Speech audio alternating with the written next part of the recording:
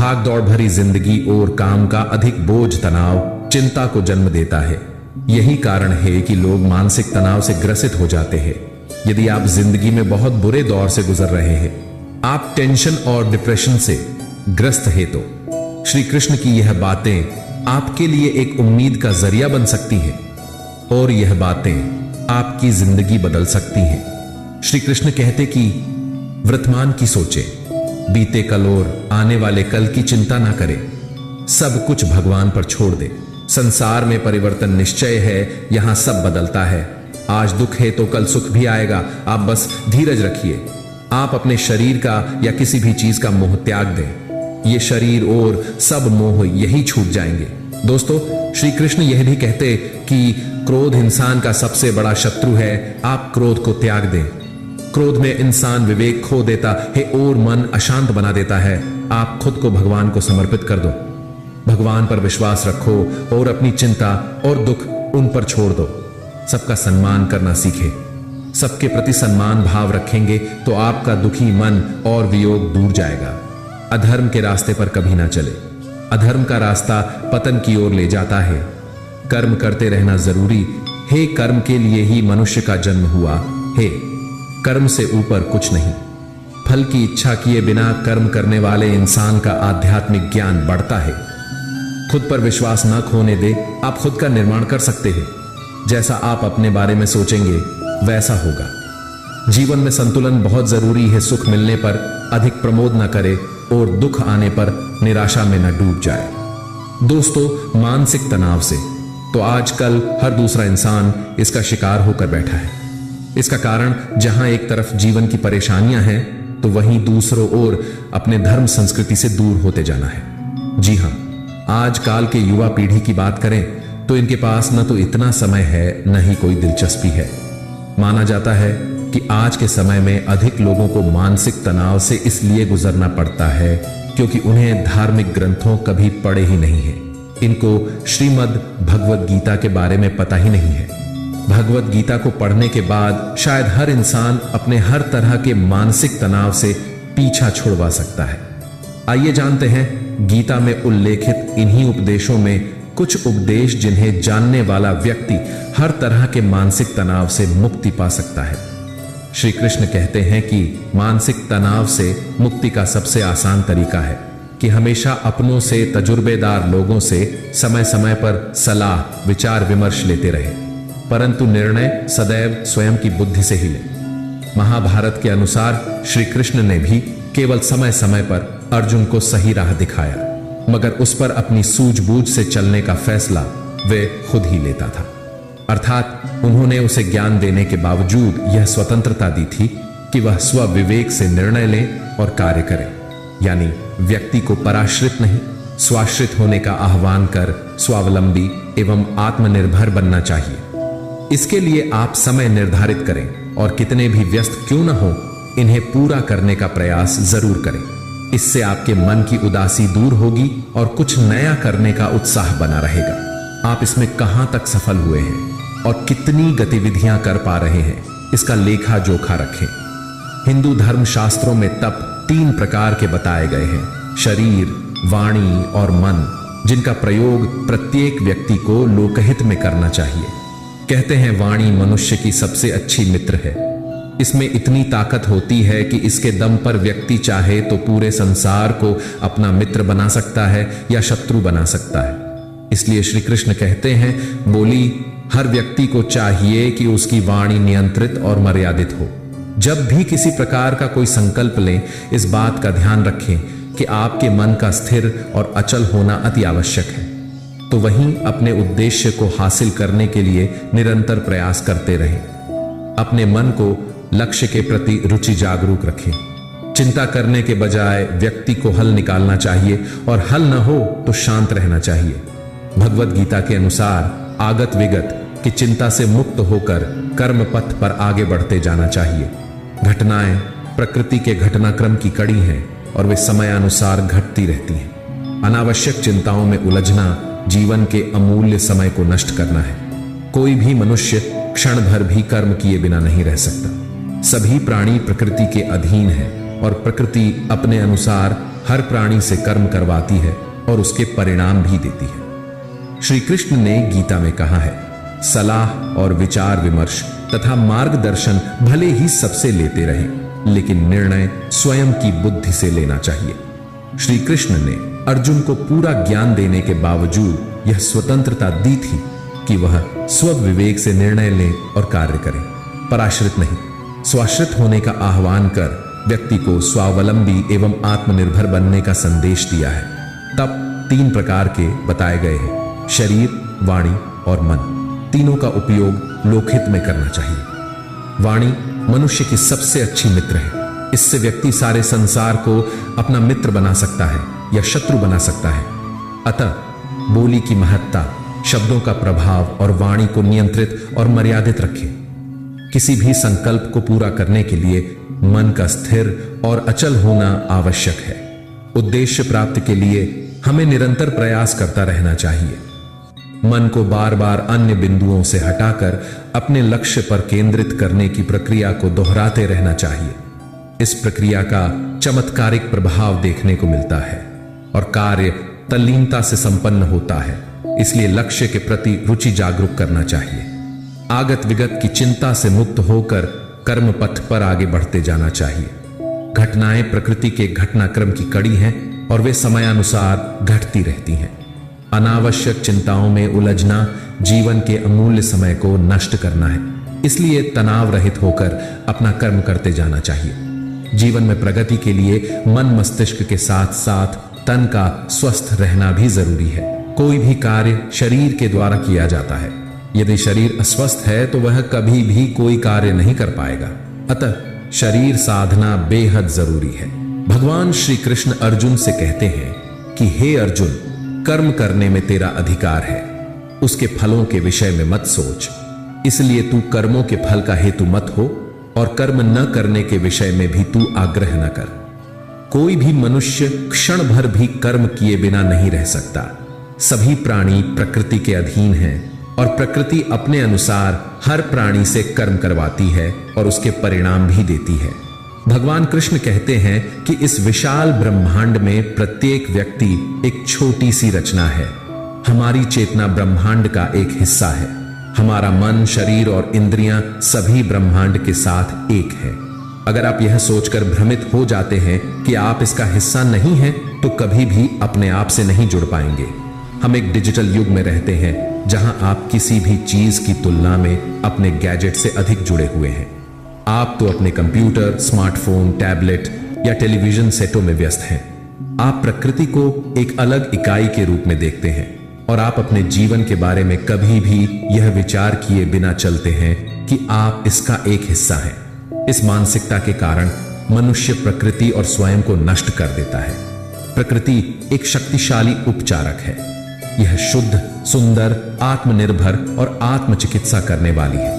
इनमें से प्रत्येक गुण हमारे पास भी है। जब आप प्रकृति के साथ एकता प्राप्त करते हैं तो ये गुण खिलते हैं। यह प्रकृति के नियमों के रूप में ज्ञात नियमों के एक समूह के अनुसार संचालित होता है, जो ब्रह्मांड के संतुलन को बनाए रखता है। अगर हम प्रकृति से जुड़े हैं तो इस संतुलित अवस्था को भी सहजता से प्राप्त कर लेते हैं। आखिर हम प्रकृति से कैसे जुड़ सकते हैं? कुछ आसान उपाय हैं इसके। सूरज से जुड़े। याद रखें कि बीज जमीन के नीचे कितना भी गहरा क्यों ना हो, सूरज की किरणें इसे अंकुरित कर देंगी। तो यह आपके साथ भी है। सुबह सुबह की धूप आप सेंकते हैं तो इससे चिकित्सकीय और शारीरिक दोनों तरह का लाभ होता है। आध्यात्मिक रूप से यह माना जाता है कि सुबह सूर्य के सामने आने से आपसे जुड़ी सभी नकारात्मक ऊर्जाएं दूर हो जाती हैं। सुबह का सूरज शरीर को विटामिन डी और कई अन्य महत्वपूर्ण चीजें प्रदान करता है। यह मन को शांत करने, डिप्रेशन या चिंता को कम करने के साथ साथ प्रतिरक्षा तंत्र को बढ़ावा देने में मदद करता है। हवा से जुड़ें, बाहर कदम रखें और कुछ ताजा हवा लें। जरूरत हो तो किसी बगीचे या बालकनी में जाएं। अपनी त्वचा पर हवा के स्पर्श को महसूस करें। यह शरीर और मस्तिष्क को आराम देगा। धरती से जुड़े। धरती से जुड़ाव महसूस करने के लिए नंगे पैर घास या रेत पर चलें। यह आपको फिर से जीवंत और अपनी जड़ों से जुड़ा हुआ महसूस करने में मदद करेगा। आकाश से जुड़ें। यह आपके दिमाग में खुलेपन की भावना विकसित करने और थकान और डिप्रेशन को दूर करने में मदद कर सकता है। बादलों को देखें, तारों से जुड़ें, खूबसूरत रात के आसमान को देखें और महसूस करें कि आप किसी ऐसी चीज का हिस्सा हैं जो तारों से भरे रात के आसमान की तरह विशाल और शानदार है। पौधों से जुड़े, आप किसी भी पौधे के पास आते हैं तो रुक जाएं और उसके पत्तों, शाखाओं या फूलों का रंग देखें। पत्तियों को छूने या फूलों की महक महसूस करने से प्रकृति के साथ जुड़ाव का एहसास होगा। हम प्रकृति के अभिन्न अंग हैं, इसलिए प्रकृति के साथ संबंध बनाए रखना हमारे स्वास्थ्य के लिए अत्यंत महत्वपूर्ण है। एक बार जब हम प्रकृति को महत्व देते हैं और उसे महसूस करते हैं तो हमारे अंदर की सभी नकारात्मक ऊर्जाएं नष्ट हो जाती हैं। मैनेजमेंट मास्टर कहें या जगत गुरु, गिरधारी कहें या रणछोड़, भगवान कृष्ण के जितने नाम हैं उतनी कहानियां। जीवन जीने के तरीके को अगर किसी ने परिभाषित किया है तो वो कृष्ण है। कर्म से होकर परमात्मा तक जाने वाले मार्ग को उन्हीं ने बताया है। संसार से वैराग्य को सिरे से नकारा, कर्म का कोई विकल्प नहीं ये सिद्ध किया। कृष्ण कहते हैं, मैं हर हाल में आता हूं, जब पाप और अत्याचार का अंधकार होता है तब भी, जब प्रेम और भक्ति का उजाला होता है तब भी। दोनों ही परिस्थिति में मेरा आना निश्चित है। वैसे तो कृष्ण का संपूर्ण जीवन ही एक प्रबंधन की किताब है, जिसे सैकड़ों हजारों बार कहा सुना जा चुका है। कुरुक्षेत्र में दो सेनाओं के बीच खड़े होकर भारी तनाव के समय कृष्ण ने अर्जुन को जो ज्ञान दिया वो दुनिया का श्रेष्ठतम ज्ञान है। गीता का जन्म युद्ध के मैदान में दो सेनाओं के बीच हुआ। जीवन की श्रेष्ठतम बातें भारी तनाव और दबाव में ही होती हैं। अगर आप दिमाग को शांत और मन को स्थिर रखने की कोशिश करें तो सबसे बुरी परिस्थितियों में भी आप अपने लिए कुछ बहुत बेहतरीन निकाल पाएंगे। ये कृष्ण सिखाते हैं। गीता पढ़ने से पहले अगर इसी बात को समझ लिया जाए तो गीता पढ़ना सफल हुआ। कृष्ण का जीवन ऐसी ही बातों से भरा पड़ा है। जरूरत है नजरिए की। उनका जीवन आपके लिए माइथोलॉजी का एक हिस्सा मात्र भी हो सकता है और आपका पूरा जीवन बदल कर रख देने वाला ज्ञान भी। आवश्यकता हमारी है, हम उनके जीवन से लेना क्या चाहते हैं। कृष्ण मात्र कथाओं में पढ़ा या सुना जाने वाला पात्र नहीं है, वो चरित्र और व्यवहार में उतारे जाने वाले देवता हैं। कृष्ण से सीखें कैसे जीवन को श्रेष्ठ बनाया जाए। 10 बातें हैं जो अगर व्यवहार में उतार ली तो सफलता निश्चित मिलेगी। शुरू से अंत तक जीवन संघर्ष ही है। कारागृह में जन्मे कृष्ण, पैदा होते ही रात में यमुना पार कर गोकुल ले जाया गया। तीसरे दिन पुतना मारने आ गई। यहां से शुरू हुआ संघर्ष देह त्यागने से पहले द्वारिका डुबोने तक रहा। कृष्ण का जीवन कहता है, आप कोई भी हो, संसार में आए हैं तो संघर्ष हमेशा रहेगा। मानव जीवन में आकर परमात्मा भी सांसारिक चुनौतियों से बच नहीं सकता। कृष्ण ने कभी किसी बात की शिकायत नहीं की, हर परिस्थिति को जिया और जीता। कृष्ण का बचपन माखन मिश्री खाते हुए गुजरा। आज भी भोग लगाते हैं हम, लेकिन यह संकेत कुछ और है। आहार अच्छा हो, शुद्ध हो, बल देने वाला हो। बचपन में शरीर को अच्छा आहार मिलेगा तो ही इंसान युवा होकर वीर बनेगा। शरीर को स्वस्थ रखना है तो बचपन से ध्यान देने की जरूरत है। यह पेरेंटिंग के दौर से गुजर रहे युवाओं के लिए बड़ा मैसेज है। अपने बच्चों को ऐसा खाना दें जो उनको बल दे। सिर्फ स्वाद के लिए ही ना खिलाएं, तभी वे बड़े होकर स्वयं को और समाज को सही दिशा में ले जा पाएंगे। कृष्ण ने जीवन भर कभी उन लोगों का साथ नहीं छोड़ा जिनको मन से अपना माना। अर्जुन से वे युवावस्था में मिले, ऐसा महाभारत कहती है, लेकिन अर्जुन से उनका रिश्ता हमेशा मन का रहा। सुदामा हो या उद्धव, कृष्ण ने जिसे अपना मान लिया उसका साथ जीवन भर दिया। रिश्तों के लिए कृष्ण ने कई लड़ाइयां लड़ी और रिश्तों से ही कई लड़ाइयां जीती। उनका सीधा संदेश है, सांसारिक इंसान की सबसे बड़ी धरोहर रिश्ते ही हैं। अगर किसी के पास रिश्तों का ठाती नहीं है तो वो इंसान संसार के लिए गैर जरूरी है। इसीलिए अपने रिश्तों को दिल से जिए, दिमाग से नहीं। पांडवों के राजसूय यज्ञ में शिशुपाल कृष्ण को अपशब्द कहता रहा। छोटा भाई था लेकिन मर्यादाएं तोड़ दी। पूरी सभा चकित थी, कुछ क्रोधित भी थे, लेकिन कृष्ण शांत थे, मुस्कुरा रहे थे। शांति दूत बनकर गए तो दुर्योधन ने अपमान किया। कृष्ण शांत रहे, अगर हमारा दिमाग स्थिर है, मन शांत है, तभी हम कोई सही निर्णय ले पाएंगे। आवेश में हमेशा हादसे होते हैं, ये कृष्ण सिखाते हैं। विपरीत परिस्थितियों में भी कभी विचलित नहीं होने का गुण कृष्ण से बेहतर कोई नहीं जान सकता। दोस्तों, पुराने समय की बात है। एक छोटे से गांव में रामू नाम का एक व्यक्ति रहता था। रामू मेहनती और ईमानदार था, लेकिन जीवन ने उसे कई कठिनाइयों से गुजारा। वह अपने परिवार का एकमात्र सहारा था और अपनी पत्नी और 2 बच्चों के साथ रहता था। उसके जीवन में सब कुछ ठीक चल रहा था, जब तक कि एक दिन अचानक उसकी पत्नी गंभीर रूप से बीमार हो गई और कुछ ही दिनों में उसका निधन हो गया। इस घटना ने रामू को गहरे अवसाद में धकेल दिया। रामू का मनोबल टूट चुका था। उसने अपने खेतों में काम करना बंद कर दिया और अक्सर अपने घर में अकेले बैठा रहता। उसने अपने बच्चों का ख्याल रखना भी छोड़ दिया और उसकी जीवन शक्ति खत्म हो गई। वह दिन ब दिन अधिक उदास और निराश होता गया। गांव के पुजारी, जो रामू के परिवार के पुराने दोस्त थे, ने उसकी स्थिति को देखा। एक दिन पुजारी ने रामू के घर जाकर उससे बात करने की कोशिश की। उन्होंने रामू से कहा, बेटा, जीवन में कठिनाइयां आती हैं, लेकिन हमें उनका सामना करना पड़ता है। तुम्हारे बच्चे तुम्हारे सहारे हैं और तुम्हें उनके लिए मजबूत बनना होगा। रामू ने कोई जवाब नहीं दिया। पुजारी ने समझा कि रामू को अपनी स्थिति से बाहर निकालने के लिए उसे कुछ खास करना होगा। उन्होंने रामू को कुछ समय के लिए गांव के मंदिर में आने का निमंत्रण दिया और कहा, तुम्हें कुछ शांति मिलेगी और तुम अपने मन की बात कह सकोगे। रामू ने पुजारी की बात मान ली और मंदिर में जाने का फैसला किया। वहां पहुंचकर वह पुजारी के साथ प्रार्थना करता और ध्यान लगाता। धीरे धीरे रामू के मन में शांति आने लगी। पुजारी ने उसे प्रेरणादायक कहानियां सुनाई और जीवन की कठिनाइयों का सामना करने के तरीके सीखे। कई साल पहले हमारे गांव में एक बहुत ही ज्ञानी और दयालु साधु रहते थे। एक दिन एक गंभीर बीमारी ने गांव को घेर लिया और बहुत से लोग बीमार हो गए। साधु ने अपने ज्ञान और चिकित्सा की कला से गांव के लोगों का इलाज करना शुरू किया। धीरे धीरे गांव के लोग ठीक होने लगे, लेकिन एक दिन साधु खुद बीमार पड़ गए। साधु ने हार नहीं मानी। उन्होंने अपने शरीर को मजबूत बनाया और अपने मन की शक्ति को बढ़ाया। साधु ने ध्यान और योग की सहायता से अपनी बीमारी पर विजय प्राप्त की और फिर से गांव की सेवा करने लगे। उन्होंने कहा, जीवन में कठिनाइयां हमें मजबूत बनाने के लिए आती हैं। हमें अपनी आंतरिक शक्ति को पहचानना चाहिए और उनका सामना करना चाहिए। साधु की कहानी ने रामू को गहराई से प्रभावित किया। उसने महसूस किया कि उसे भी अपनी आंतरिक शक्ति को पहचानना होगा और अपने बच्चों और अपने भविष्य के लिए फिर से खड़ा होना होगा। उसने धीरे धीरे अपने खेतों में काम करना शुरू किया और अपने बच्चों का ख्याल रखना शुरू किया।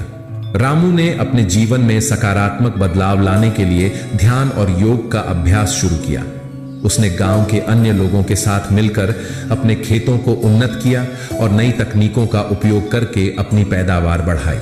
उसकी मेहनत और समर्पण रंग लाने लगे और उसकी आर्थिक स्थिति में सुधार होने लगा। रामू की स्थिति में सुधार होते ही उसने गांव के अन्य लोगों को भी प्रेरित करना शुरू किया। उसने उन्हें अपनी कहानी सुनाई और बताया कि कैसे उसने अपने अवसाद और कठिनाइयों का सामना किया। उसकी कहानी ने गांव के लोगों को भी प्रेरित किया और उन्होंने अपने जीवन में सकारात्मक बदलाव लाने की कोशिश की।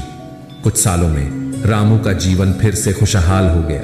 उसके बच्चे अच्छी शिक्षा प्राप्त करने लगे और उसके खेतों से होने वाली आमदनी ने उसकी आर्थिक स्थिति को मजबूत किया। रामू ने अपने जीवन में एक नया संकल्प और आत्मविश्वास पाया और वह अपने परिवार और गांव के लोगों के लिए एक प्रेरणा बन गया। यह कहानी हमें यह सिखाती है कि जीवन में कठिनाइयां और अवसाद आते हैं, लेकिन हमें अपनी आंतरिक शक्ति और धैर्य को पहचानना चाहिए। सकारात्मक सोच, ध्यान और मेहनत से हम किसी भी कठिनाई का सामना कर सकते हैं और अपने जीवन को फिर से खुशहाल बना सकते हैं। श्री कृष्ण ने कहा है, प्रतिकूल परिस्थितियों का विरोध करो, समाधान खोजो, लेकिन चिंता मत करो। चिंता एक आग है। व्यक्ति चिंता से ग्रस्त हो जाता है कि कुछ बुरा हो सकता है। परम पूज्य दादा श्री कहते हैं, सावधानी तो जागृति है और चिंता यानी जी जलाते रहना। जैसा कि जीवन में सभी तनाव और चिंताओं का मुख्य कारण कर्तापन और अपना अहंकार है, चिंता मुक्त होने का अंतिम समाधान यह समझना होगा कि वास्तविक इस दुनिया में कर्ता कौन है। इस ज्ञान को प्राप्त करने के लिए पहला कदम आत्मज्ञान को प्राप्त करना और कर्तापन के पीछे विज्ञान की खोज करें। क्या आपने स्वयं को एक अनजाने भय और कुछ बुरे घटने की आशंका के चक्र में घिरा पाया है? एक बार इस प्रयोग को करें। अपनी मुट्ठियों को कसकर बांधें, जितना जोर से आप बांध सकते हैं। अब 6 DDH दें। कौन ज्यादा आसान था, कसकर मुट्ठियां बांधना या खुला छोड़ देना? साधारण सी बात है, खुला छोड़ देना ज्यादा आसान और आरामदायक है, लेकिन ज्यादातर लोग अपने भय और चिंताओं को कस के पकड़े रहते हैं। हम सब चिंताओं को छोड़ देना चाहते हैं, लेकिन हम खुद को कितना भी समझा लें कि चिंता करने का कोई फायदा नहीं है, फिर भी हम चिंता किए बिना रह नहीं पाते। हमें नहीं पता चिंता का क्या करें, इसलिए इस लेख में हमने चिंता से मुक्ति पाने के प्रभावी लेकिन कम प्रचलित तरीकों पर बात की है। सुखी जीवन का सूत्र यही है कि भविष्य की चिंता में वर्तमान को बिगाड़ना नहीं चाहिए। अधिकतर लोग भविष्य को लेकर चिंतित रहते हैं और इस वजह से वर्तमान को बिगाड़ लेते हैं, जबकि ऐसा नहीं करना चाहिए। कल क्या होगा यह सोचकर आज को खराब नहीं करना चाहिए। इस संबंध में एक राजा की लोक कथा प्रचलित है। कथा के अनुसार पुराने समय में एक राजा के पास अपार धन संपदा थी, लेकिन फिर भी वह चिंतित रहता है। राजा के राज्य के आसपास कई बड़े शत्रु थे। उन शत्रुओं की वजह से राजा को चिंता रहती थी कि कहीं किसी ने उसका वध कर दिया तो परिवार का पालन कैसे हो पाएगा, मेरी आगे की पीढ़ियों का क्या होगा। भविष्य को लेकर राजा हमेशा परेशान रहता था। एक इस चिंता के निवारण के लिए वह अपने राज्य के विद्वान संत के पास पहुंचा। संत को राजा ने अपनी समस्या बताई। संत समझ गए थे कि राजा कल की चिंता में आज खराब कर रहे हैं। संत ने राजा को एक बूढ़ी महिला का पता बताया और कहा कि राजन, ये महिला आपकी समस्या को हल कर सकती है, आप इससे जाकर मिलें। वह बूढ़ी महिला अकेली रहती है, उसके घर में कोई कमाने वाला नहीं है, आप कृपया उसे थोड़ा सा अनाज दे देना। राजा ने सोचा कि मैं उसके घर जा रहा हूं तो उसके लिए थोड़ा सा अनाज कैसे ले जा सकता हूं, मुझे बहुत सारा अन्न और धन लेकर जाना चाहिए। ऐसा सोचकर राजा अपने सेवक के साथ अनाज और स्वर्ण मुद्राएं लेकर बूढ़ी महिला की झोपड़ी में पहुंच गया। राजा ने वृद्ध महिला को प्रणाम किया और अपना परिचय बताया। राजा ने अन्न और अनाज बूढ़ी महिला को देने के लिए सेवकों से कहा। महिला ने राजा से अनाज और धन लेने से मना कर दिया और कहा कि राजन, मेरे पास आज के लिए पर्याप्त अनाज है, इससे मेरे पेट भर जाएगा, इसीलिए मुझे ये सब नहीं चाहिए। राजा ने कहा कि आपके पास आज का अन्न है, लेकिन ये अनाज और धन आपको कई दिनों तक काम आएगा, आपको किसी तरह की परेशानी का सामना नहीं करना पड़ेगा। महिला ने कहा कि राजन, मैं कल की चिंता नहीं करती हूं, मुझे भगवान पर भरोसा है, जैसे मुझे आज खाना मिल गया है कल भी मिल जाएगा। ये बात सुनकर राजा हैरान रह गया। राजा समझ गए कि संत ने उसे यहां क्यों भेजा है। उसने सोचा कि इस महिला के पास न खाना है और न ही धन है, लेकिन ये कल की चिंता नहीं करती है।